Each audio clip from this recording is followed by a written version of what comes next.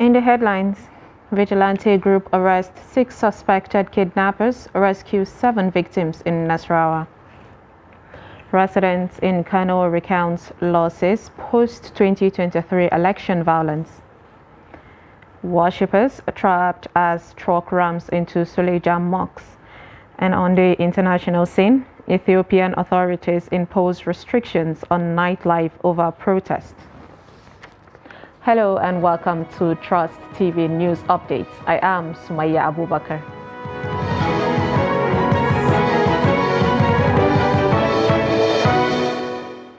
Thank you for joining us, and now the news in full.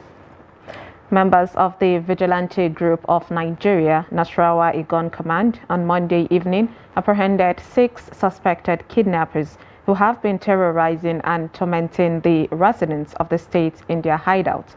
Investigation by our correspondent indicated that the VGN operatives who stormed their hideout at Tudunwaya, Nasarawa Igon local government area of Nasarawa State, also rescued 7 kidnapped victims during the raid. Trust TV further learned that after the arrest, the 6 suspects were taken to the state police headquarters, Lafia, for further investigation and subsequent prosecution to serve as a deterrent to others. Speaking shortly after the arrest of the suspected kidnappers, one of the residents, Bawa Ibrahim, thanked the VGN operatives for their efforts and doggedness towards ensuring peace in the area. When contacted to get the reaction of the Nasarawa State Police Command on the matter, the police public relation officer, DSP Ramhan Nansil, simply said, "I can't confirm the arrest at this moment because the command is yet to be briefed on the incident."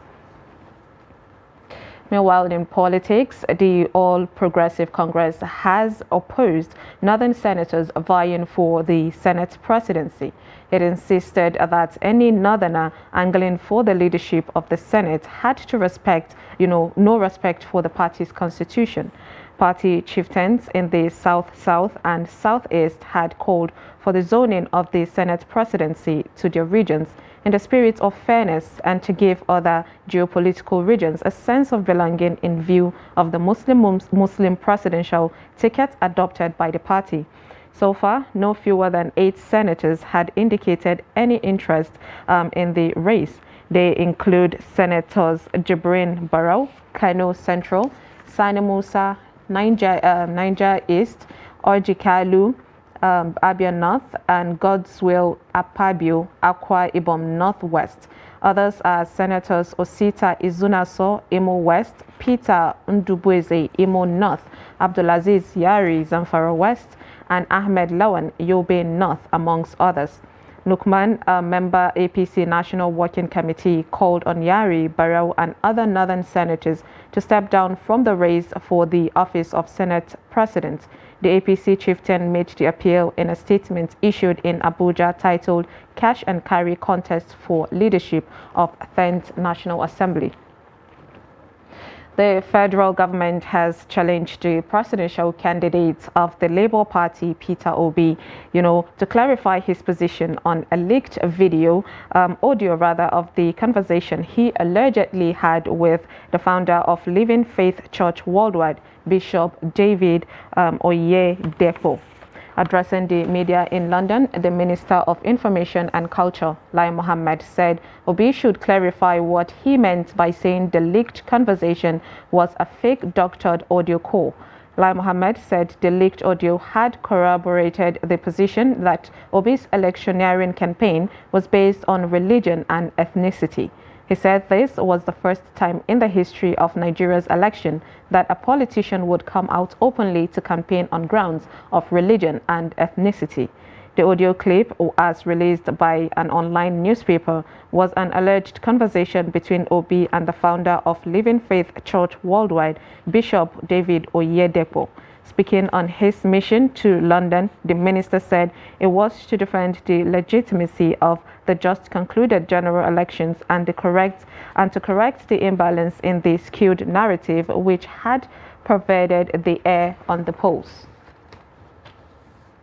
The Executive Committee of the All Progressive Congress in Isai Pen Ward 8 in Owo local government area of Ondo State, has suspended its chairman, Olayode Omorayewa, over abuse of office and mismanagement. The suspension was contained in a notice signed by the 24 ward ESCOs and 3 local government ESCOs from the ward and addressed to the local government chairman of the party. Omorayewa suspension takes effect from Sunday, April 9th. The ESCO members expressed loss of confidence in Omorayewa over his inability to move the party forward. The Financial Secretary, Joseph Oladipo, moved the motion for the loss of confidence and seconded by the representatives of the special person in the ESCO, Oke Abiodun. It's been almost a month since the 2023 elections, and residents in Kano are still coming to terms with the effects of post-election violence. Trust TV correspondent Idris Jibrin in this report examines the impacts of the post-election violence that occurred in Kano State after the governorship polls. Yusuf Al-Hassan is a member of a 8 group in Kano who was attacked by a group of political thugs while on a campaign rally few days to the elections. Nearly a month after the election, Yusuf is still trying to come to terms with the trauma. I'm not exactly the person that I am before. I'm feeling that at times. I'm feeling anxiety, this thing. I'm feeling some of many things that I'm not feeling before. Even the way that I'm behaving, I'm walking. I'm not. Even the work that we are doing at Masjid, I'm not go back to that work again. Shortly after the governorship election result was announced in Kano, violence broke out in some part of the state, leading to a loss of lives, destruction of both government and individuals' properties across the state. According to some Kano residents, although the post-election violence has not inflicted much damage on the society, but it shows weakness on the part of security agencies who were saddled with the responsibility of maintaining law and order. I believe there is negligence on the part of security operatives. They are saddled with the responsibility of protecting the lives and property of the people. If they had remained committed to their job, I think all these things wouldn't have happened. Several people were killed, many properties were destroyed, people's houses were burnt to ashes. I think the security operatives need to do much more than what they are doing right now. Although Kano State Police Command has recently confirmed the arrest of many political thugs who were involved in post-election violence, but residents believe that politicians are equally responsible for the violence. I think for us in our area, yes, there are crises, there are political crises. After the election was announced, violence happens there, and then I know 2 people were killed and another person was seriously injured and was taken to the hospital. So this thing have happened, and I believe politicians are responsible, are partly responsible for this, because I see no reason why a politician will allow his supporters to go and be destroying people's properties even after the election was announced. Whether you are the winner or the loser, I think it's not good to do that. Elections are over, but not for people like Yusuf. Idris Jibrin, Trust TV News, Kano. Nigerian youths have been advised to shun all forms of social vices that are capable of leading them to destruction. The advice was given at the annual Ramadan lecture put together by the Federation of Muslim Women's Association in Nigeria, Form 1. Nafisa Bello completes the report. In her welcome address, the Amira of the Edo State chapter of the Federation of Muslim Women's Association in Nigeria, Form 1, Haji Arabi Abiri, enjoined well-to-do Muslims to increase their reward during the holy month by providing for the less privileged in the society. She also harped on the need to practice self-discipline while adhering to other fundamental rules guiding the faith. We should endeavor to give alms to the vulnerable and do good deeds to reap the full reward of this holy month. Other important etiquettes of the holy month include reading the glorious Quran, observing the prescribed 5 daily prayers, practicing self-restraint and self-reflection. Delivering his lecture on the topic, Realistic and Effective Goals for Ramadan, the guest lecturer, Imam Abdul Hafiz Sani, educated the Muslim Ummah, particularly the youths, against all forms of social vices by appreciating and learning the Quran, which he said guides one on the correct way of life. What is the right of the Quran? The right of the Quran is that it should be learned. People should learn it. And it should be read. It should be studied. People should be educated in the Quran. Today, there are a lot of anomalies in the life of the people. The Muslims don't be an exception. Today, you have many young men. It is not because of what is happening, but I have to start with that. Carrying on their head, the life of which we have not seen before. They carry head on their head, the life of which we have not seen before. You are calling it trend. You are calling it style. You are calling it anything you like. Some participants took turns to corroborate and share the gains from the annual event. Allah for forgiveness, then you ask for Allah mercy. Those are the different goals that a Muslim is supposed to earn and strive for during Ramadan. When we are fasting, remove hatred, remove envy, every other thing from your mind and follow Islam. Your fellow human beings, you show them love and you take care of them. Do not oppress them. As a leader, be humble, make sacrifice, and take care of those who are under you. To spice up the annual event, which held at the Central Mosque, Benin City, the Edo State capital, there were other activities, which included recitation of the Holy Quran and the Hadith by students of Form 1 group of schools. Nafisa Bello, Trust TV News, Benin. Youths in the Northeast have urged leaders, at all tiers of government, administrators of economy and leaders of thought across the country to prioritize issues of youth development. They are advising that making a larger number of youth more self-reliant will go a long way to attaining this objective. Trust TV's Adamu Imam reports. The youth are the most affected dizzying rate of unemployment in the country, but there are numerous contributions by some youth leaders from the Northeast zone to elevate the less privileged in the society. These youths are presently fulfilling their dreams of being self-reliant. Today, we are all in a struggle for a better tomorrow, and we cannot secure the future by destroying the present. The instrument for achieving enduring advocacy are encouragement, enlightenment, sensitization, orientation, and aggressive mobilization, which when properly harnessed gives way to a collectivity in the achievement of fundamental set goals and objectives.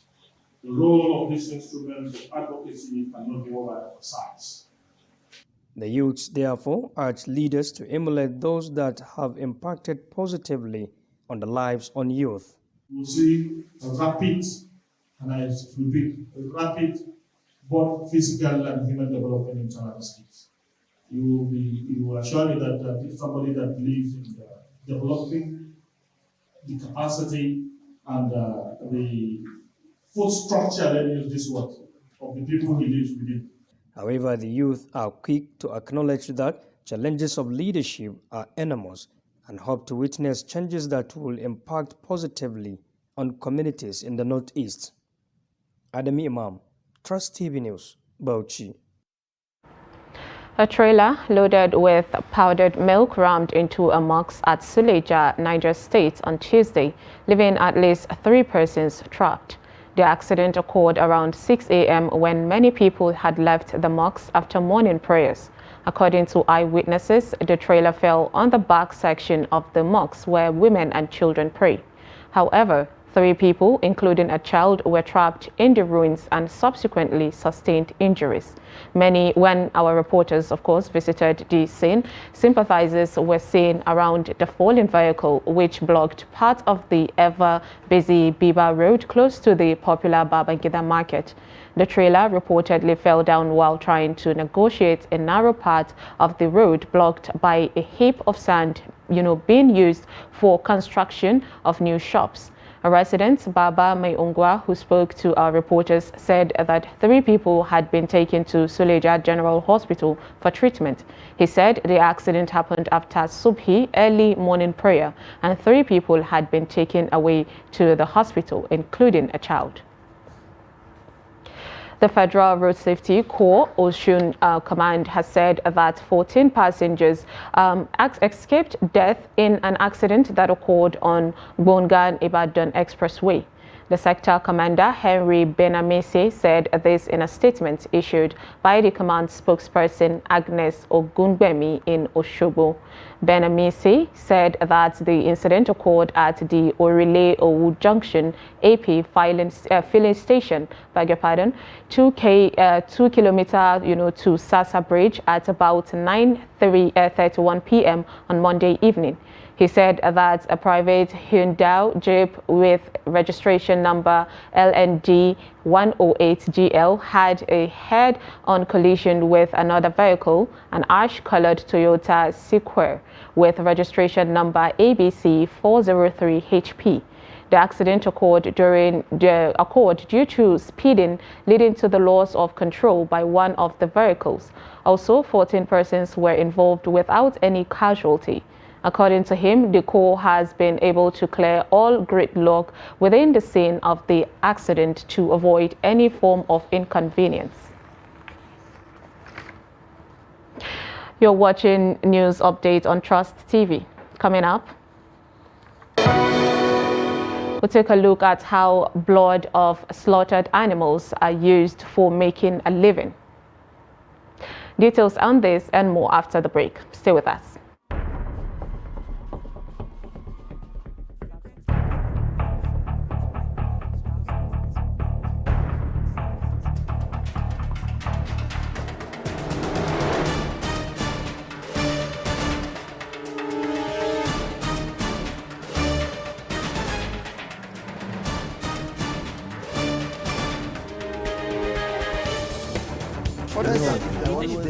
That's great.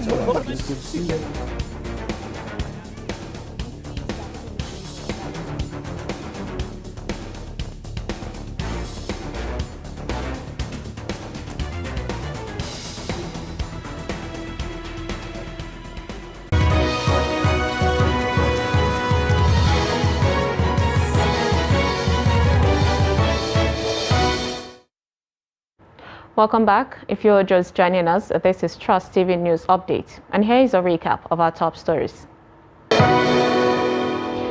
We brought you Vigilante Group arrest 6 suspected kidnappers, rescue 7 victims in Nasarawa. And residents in Kano recounts losses post-2023 election violence. Now moving on to other news, hoodlums reportedly enforcing a court judgment have been clashing with their counterparts in the Magodo Isheri area of Lagos State. It was gathered that during the clash, the hoodlums, who were armed with weapons, engaged themselves in a free-for-all, creating tension that sent shivers down the spines of landlords, residents and business owners operating in the community. More details as the story unfolds. Blood of slaughtered animals in a cash cow product in Kaduna State, as many business operators are earning a living from it. In this special package, Trust TV's Bello visited a location in Kaduna where blood of slaughtered animals are collected from abattoirs for processing as ingredients for making feeds. This is the blood of cows, camels, rams, and other animals consumed by the people. Hamisu Abdullahi has been in this business for over a decade. He explains some of the processes that go into blood collection and processing. When a cow is slaughtered, We collect the blood and put in a barrel. We bring it here and boil it. After boiling it, we squeeze the water out of it and spray it here and dry it. Then we sell it to companies or individuals. Abdullahi says this is a lucrative business as there is high demand for the product on a daily basis. Every day, people do come here to buy bags of it. We even measure in kilograms for those with small money. About 20 persons work for Abdullahi, but despite the seeming success, there are certain challenges which hinder rapid growth in the business. The major challenge we experience is during rainy season because we don't have good storage system and the rains may damage the product. If this happens, we often run at a loss, which is why we are appealing to government to intervene so that our business will grow. This business may have recorded some success, but operators believe there could be much more progress made if government provides much needed support. An upside to supporting the growth of this sector would be the employment that will be generated for the teeming youth in the states. Bello Musa, Trust TV News Kaduna. As Nigerians celebrate Easter, Christians have been advised to emulate Jesus Christ's fundamental assignment on earth, which was service to humanity. The essence, according to the clergy, will help Christians live a life of worship, access spiritual revelation, and renew the spirit. Samson Adesumbo sent in this story from Ibadan. To these clergymen, Easter not only celebrates the resurrection of Jesus 3 days after his death by crucifixion, but for many Christian churches is the joyful end to the Lenten season of fasting and penitence. The essence of Easter that we are celebrating is a great day, mostly the resurrection of our Jesus Christ. He died, and the third day he rose again. This one gives us hope that our second coming of our Lord Jesus Christ is giving us assurance that we are going to rise again. It's already given to everybody to die once, but the second one is not for us. We are going to rise again because our Lord Jesus Christ died and rise again. So it's giving us joy. That is what we are celebrating, and the essence and the meaning of Easter. Beyond this, the clergymen believe this season is about humility and sacrifice, as Lord Jesus Christ humbled himself to come to the world, to give up his life for the salvation of mankind. The essence of Easter to all Christians is about humility. It's about sacrifice. The Lord Jesus Christ came into the world to sacrifice for us, for our salvation. And like the message we had today, he rose up from the dead. He went to preach to those that were dead. Even before he was born, he sacrificed for the living, he sacrificed for the dead. The central message of humility sacrifice resonates with the present mood in the country, where negotiations and compromise are needed to douse the tensions generated by the recent elections. And now from the international scene, restrictions on nightlife and meetings were imposed in 3 major cities in Ethiopia's Amhara region, including the most populous, Gondar, in the wake of the protest against the dismantling of regional military forces across Ethiopia. According to similar statements issued by the municipal authorities of Gondar, Desi, and Debre Birhan, the restrictions are being imposed by the military command post in each city, implying that the security there is now in the hands of the Federal Army.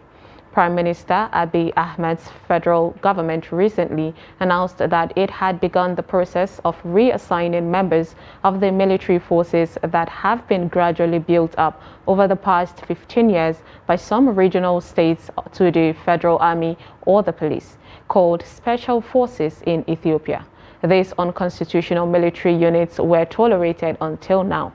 Incidents have occurred in Amhara, where the special forces are powerful and provided crucial assistance to the federal army during its conflict with the rebel authorities in the Tigray region between late 2020 and late 2022. In all three cities, motorized tricycles are now prohibited from traveling at night, and bars and nightclubs must close at 9 p.m. Strikes are prohibited and all meetings must be reported to the authorities. It is also forbidden to carry a weapon or any object that can be used as a weapon, knife, machete, or iron bar in particular, to set off firecrackers and fireworks, or to wear any military clothing. Members of the special forces are also ordered to assemble in designated areas. The United States and the Philippines have begun their largest ever military drills, which will include a live fire exercise on a sunken ship in the South China Sea. More than 17,000 soldiers are taking part in the annual event known as Balikatan, with about 12,200 American troops, 5,400 members of the Philippines Army Forces, as well as representatives from other countries, including Australia. Balikatan means, to shoulder in Tagalog. The drills are scheduled to end on April 28. And lastly, in sports, Andy Murray fell to an early exit at the Monte Carlo Masters as he lost to Alex de Minaur in the first round. British number 3 Murray, currently ranked 57th in the world, was beaten 6-1, 6-3 and 3 by the Australian 14th seed. Murray, a three-time Grand Slam champion, was playing on the Monaco clay for the first time since 2017. In total, Murray committed 26 unforced errors compared to the 8 of de Minaur, who will face Germany's Jan-Lennard Struff in the second round.